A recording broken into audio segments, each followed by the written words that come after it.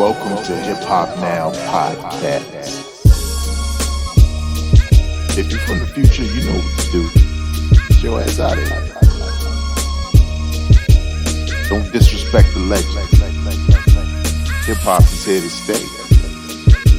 Let's get right into the business. What up, y'all? I am your host, Vegas, and this is Hip Hop Now Podcast, a podcast specifically designed to keep you caught up on all things hip hop music and culture that happen throughout the week.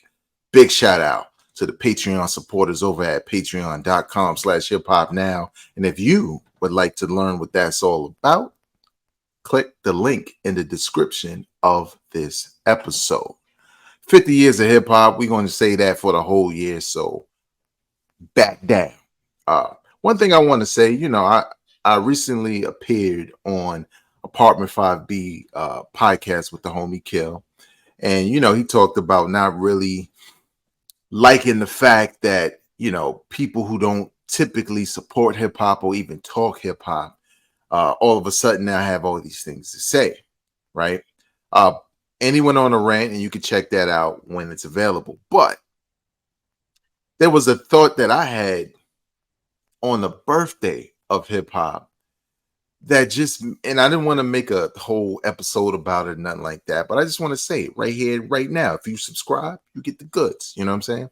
But I hope that the old school artists, in particular those from the 80s that aren't as successful as a LL Cool J, because they didn't have a long career, but they are pillars, and that includes Melly Mel. I don't care what whack this record he made in 2023.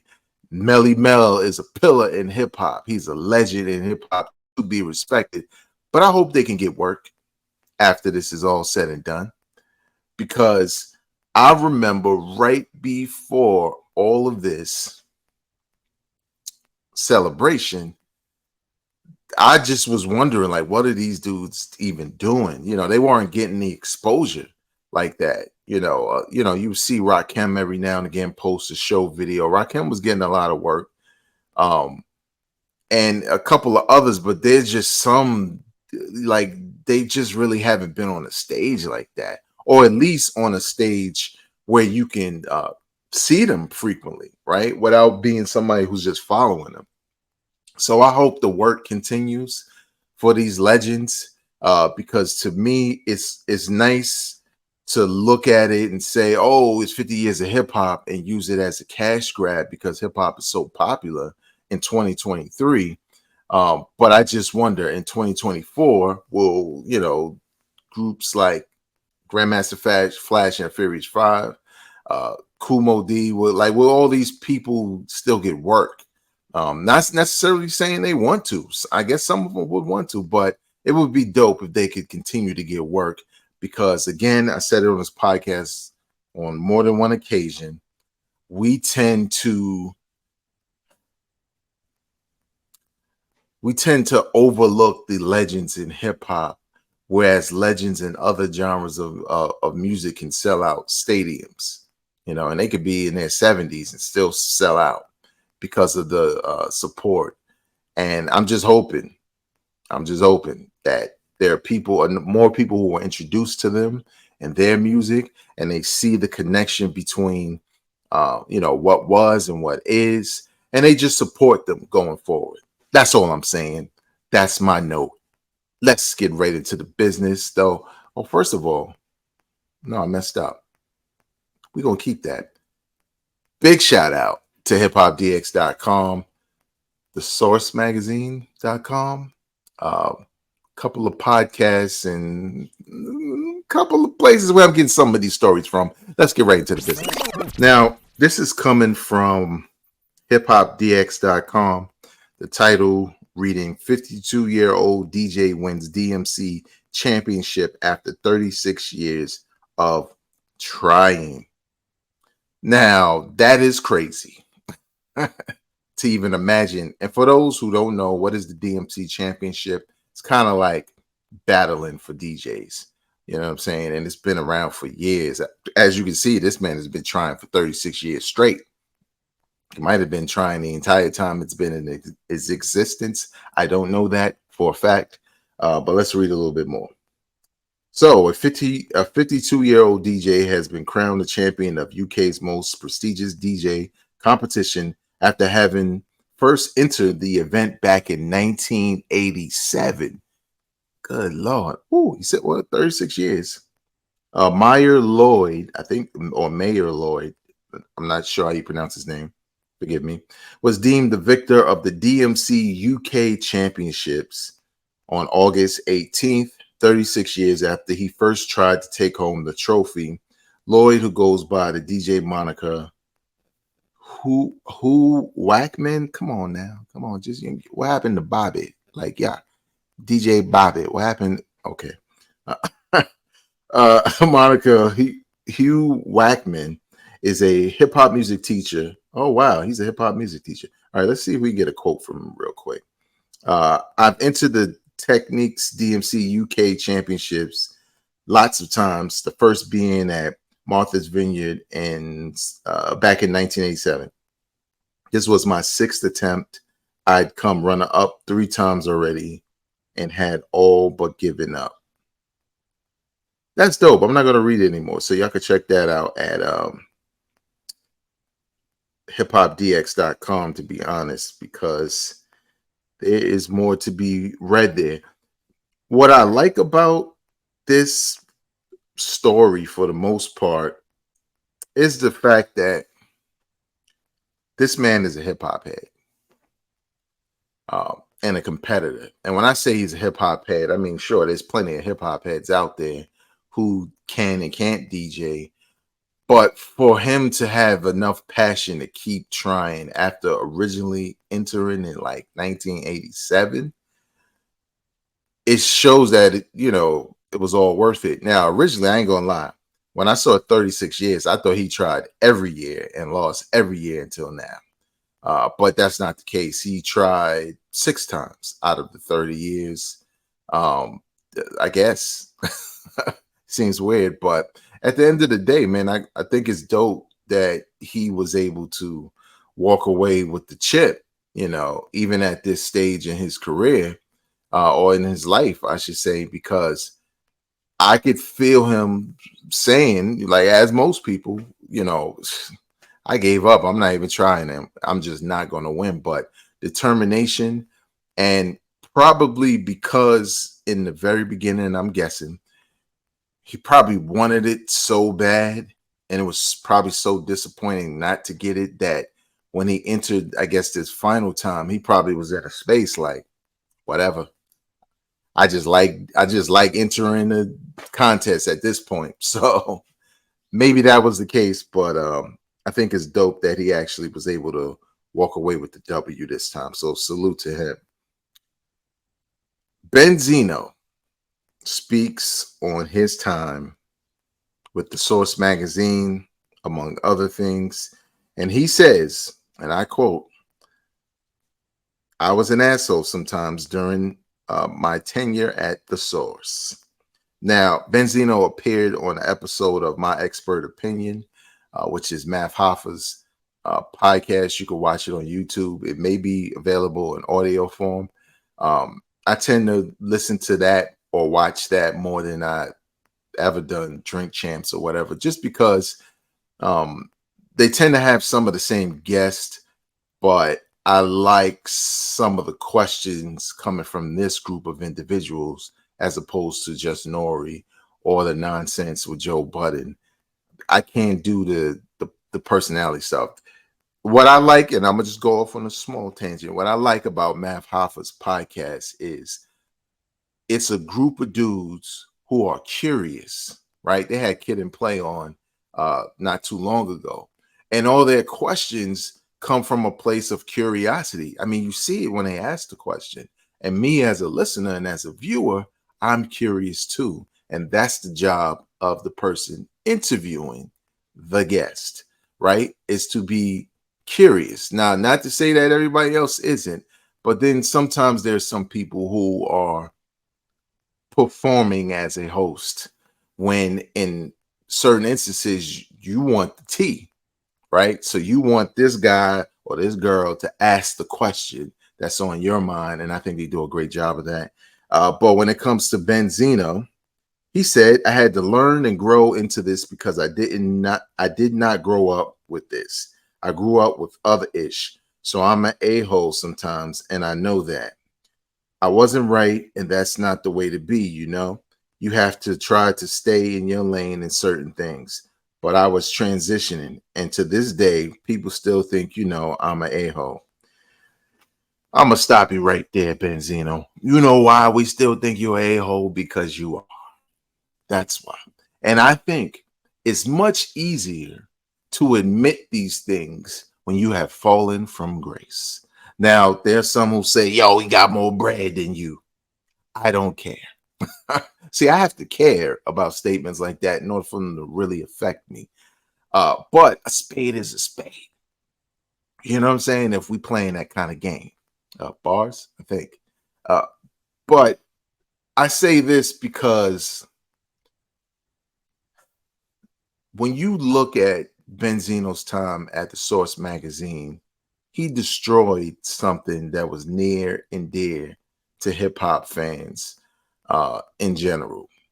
Y'all don't understand. The Source magazine, some of y'all do, but the Source magazine was just that. It was the source of hip hop. It was the place you went to find out what was dope, to read about lyrics that were like the rhyme of the month before you, maybe even before you heard it.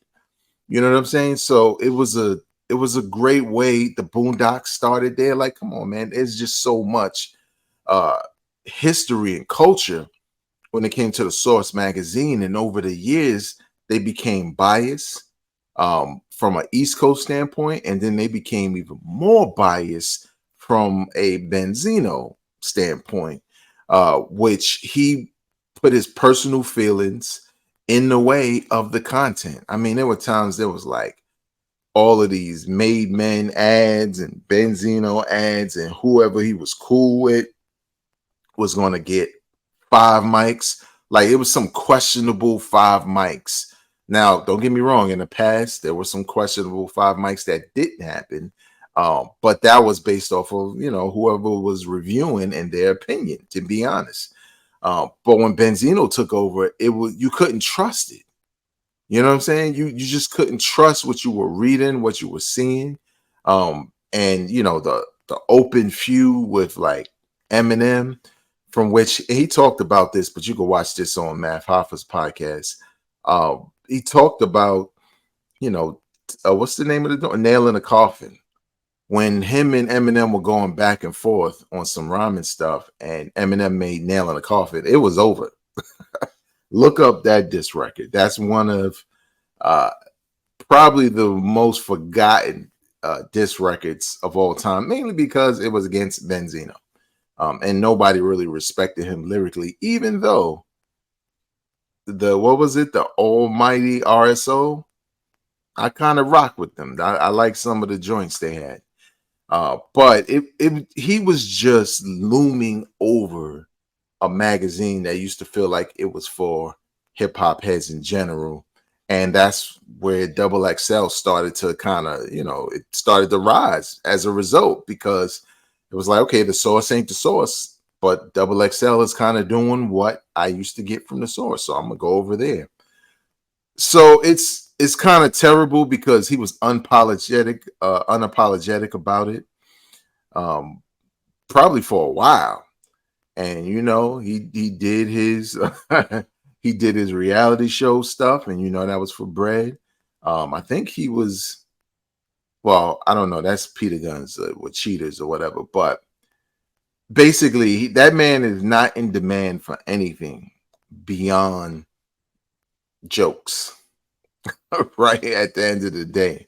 So in a lot of ways, we don't really care, but to look back at the Source magazine and to hear his perspective, whether you want to believe it or not today, I think it's still interesting and worth at least hearing him out. I mean, because I'm not going to say that the man doesn't mean it. I think it's just easier to say now that you're in a space where you don't command the same attention or business that you once did. Dame Dash is similar, and so is Irv Gotti. They tend to do a lot of interviews because uh, people ain't checking for them. Business ain't rolling the way it used to roll. Again, does not mean these men are broke. It just means at one point they were here, and now they kind of been here, and they see it like they drifting out of time. So there's that. And lastly, so on August 25th, 1998, the debut album from Lauryn Hill, as you can see over my shoulder right there if you're watching on video, the debut album from Lauryn Hill, The Miseducation of Lauryn Hill, dropped. My anticipation was through the roof in 98. If you were younger, you weren't outside, you're a child, listen to grown folk talk. Okay. But I was super excited because the score was it. It was a surprisingly dope album from the Fugees because their debut album wasn't that great, except for the Vocab remix, which was done by Salaam Remi. It kind of got a little buzz, but then the score really took it home, and Lauryn Hill singing Killing Me Softly on there. But beyond the bars that she did on that album, but Killing Me Softly, I was just like, yo, Lauryn is just dope. She's the best member out the group, hands down, the best talent. Wyclef obviously is a close second prize. But it wasn't just that, right? It was the build-up, right? Wyclef releases an album. I think his album was before her album. Wyclef releases The Carnival. Very dope album. Kind of slept on today. I don't hear enough about it, but it's an extremely dope album. And it sounds excellent. But you got other things, right? You got songs from Lauryn on the Love Jones soundtrack that was dope. Like, the anticipation was crazy for a single Lauryn Hill album. But my anticipation, like most, was it should be mostly hip hop, but I know there'll be some singing on there, which as a hip hop head, I didn't mind. I like soul music. And when the album dropped, I'm not going to lie, my first listen was a quick listen, because I was like, where's the bars? Now, what really heightened that anticipation, if I roll back a little bit before I actually picked it up, was the lead hip hop single, underground single, Lost Ones. Honestly, one of the greatest subliminal diss records of all time. I mean, you do not want, nobody want to smoke with Lauryn if she rapping like that. You know what I'm saying? So again, I was just like, her solo is going to be crazy. We may not ever get another Fugees album. We didn't anyway. But you can only imagine. So when I got the album, brought it home, listening, like deeply listening, Miseducation, Lauryn Hill, blah, blah, blah. And I'm like, the tracks are cool, but I'm kind of skimming through them because I'm like, well, where the bars? Where are the bars on this one? Where the bars on that one? Honestly, in total, there might be 2 or 3 full hip hop records, mostly singing. It is mostly an R&B or soul album, to be honest, with featuring some rapping, which initially in 98, I thought was a mistake. Bars. But mainly because I was like, for as dope as she is as a singer, she's just as dope, if not doper, as a MC. And to not balance those scales kind of alienated her fan base, if you ask me, because her fan base changed, right? Like, it was a lot of hip hop heads who were fans of Lauryn, and then there were people who were R&B that came along because they liked the song she did. So commercially, it was a smart move, but in a lot of ways, it took away from what I expected. But once I got over that, and like, this is what she's presenting, classic material, y'all. Like this album is one of the best albums ever. From the production to the concept to the singing, to the writing in a lot of regards. Features like her with D'Angelo, Nothing Even Matters. I believe that's the name of the record. Um, just a very, very dope album, but do not be fooled because back then hip hop heads were a little sour on the fact that it wasn't a lot of hip hop on it. Rightfully so. The album went on to win several Grammys, and Lauryn Hill's popularity skyrocketed beyond what was already crazy with the Fugees. And then we never got anything like it ever again. Nothing even close. Now, what I will say is on the hip hop side, she still got it. On the singing side, it's not so much her not being able to or losing the ability to sing the way she used to, but more so the musical choices that she seemed so let's get into it. Let's get rare. She seemed to thumb her nose in a lot of ways towards the popularity she gained from this album. I think winning all those Grammys and probably getting all kinds of offers, along with her toxic ass relationship or marriage, and and giving birth to kids is not a bad thing, but in a bad relationship, it's never good. But she really fell into like a dark place musically and probably personally in a lot of ways that she's still kind of reeling from. And it's sad because I wish there were people around her or just her herself were able to, at that time in 98, sift through what you want Lauryn Hill to represent versus what you don't. Because once you become that popular, you tend to be able to, you can dictate, where you want things to go. And I think she went so far in the other way to kind of say, oh, well, that's not me, but it is you. That's what we like about you. Like we liked you before any of this. So in a lot of ways, it's like a bittersweet anniversary, right? We'll never forget the moment this album dropped. We'll never forget how high on the how Lauryn Hill had the game on a headlock for a minute. For a quick second, she did. But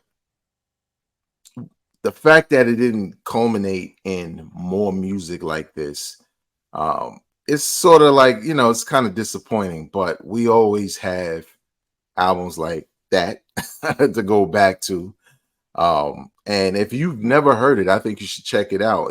Now, please understand, this is a hip hop podcast, and if you're coming here for hip hop, please know when you press play on that, whether it's on digital services or whatever, look at hip hop as parsley on the finished dish. The dish is soul and R&B, but the hip hop is sprinkled, it's a little peppered across the top. So don't expect that. But the hip hop that's here is dope. And it's a very dope album. So go check it out.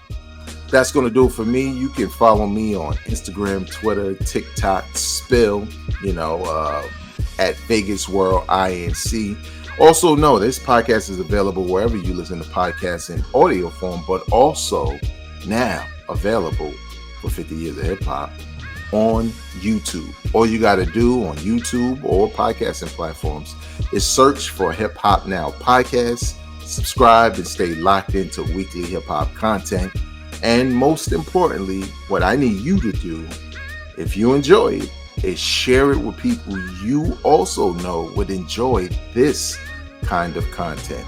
Until next time, y'all, I'm not a critic, I'm a fan. Peace.